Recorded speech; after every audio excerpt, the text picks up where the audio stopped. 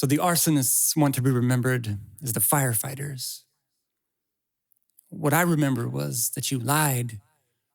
You lied and said it was okay because these were noble lies, lies for my own good. You just wanted me to do what you wanted me to do, so the end justifies the means and all that.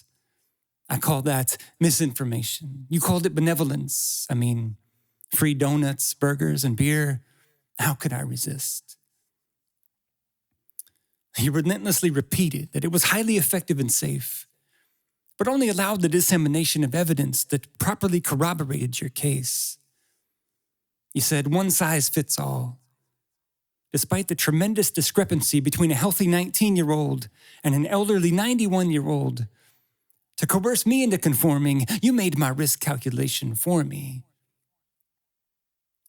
You browbeat me with heuristics and manipulated statistics.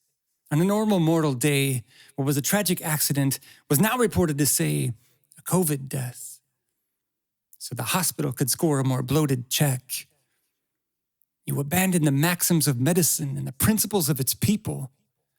You wouldn't let doctors be doctors. You wouldn't let patients be informed of options. No, you prescribed the cure. The only acceptable cure that just happened to be the product of big government, big pharma, and the mainstream media conglomerates. I know. I'm just supposed to go along with it. Supply and demand.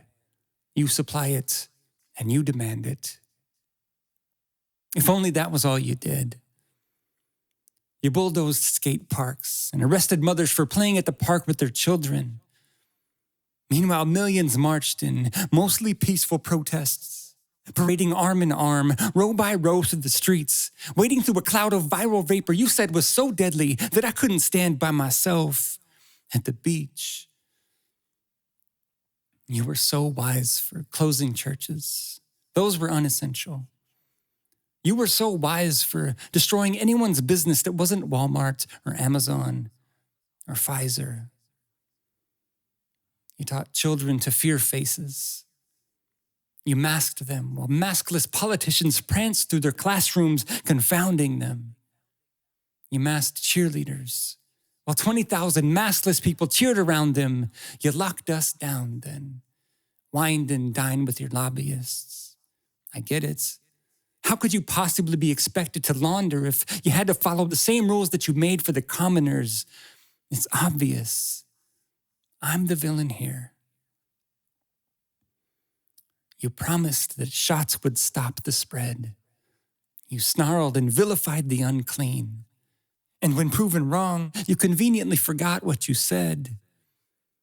You painted circles in the grass, and partitioned us by papers and glass, as if our politics weren't enough.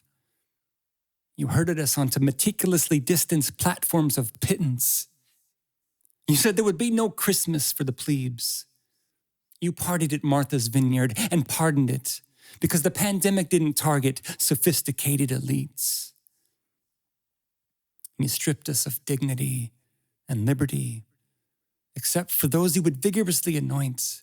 You told us not to worry, for freedom would soon be restored.